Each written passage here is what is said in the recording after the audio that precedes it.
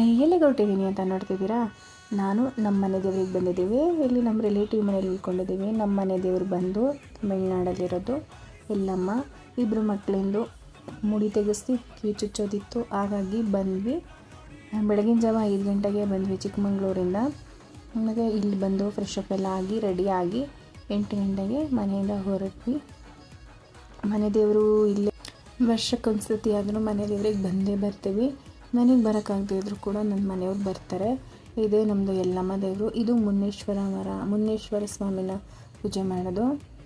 ಇಲ್ಲಿ ಮಗನಿಗೆಲ್ಲ ಮುಡಿ ತೆಗೆದು ಎಲ್ಲ ವೀಡಿಯೋ ಮಾಡೋದಕ್ಕೆ ಬಿಡಲಿಲ್ಲ, ಹಂಗಾಗಿ ಮುಡಿ ತೆಗೆದು ಕಿವಿ ಚುಚ್ಕೊಂಡು ಒಂದೆರಡು ಫೋಟೋ ತೆಕ್ಕೊಂಡು ಅಲ್ಲಿರೋ ದೇವಸ್ಥಾನಗಳನ್ನೆಲ್ಲ ಸುತ್ತಕೊಂಡು ಬಂದ್ವಿ. ಆಮೇಲೆ ಬಾತ್ಕೋಳಿ ಇತ್ತು, ಅದನ್ನು ಚಿಕ್ಕದಾಗಿ ವಿಡಿಯೋ ಮಾಡಿಕೊಂಡೆ. ತುಂಬ ದೇವಸ್ಥಾನ ದೊಡ್ಡದು, ಸಂಡೇ ಆಗಿರೋದ್ರಿಂದ ತುಂಬ ರಶ್ ಇತ್ತು.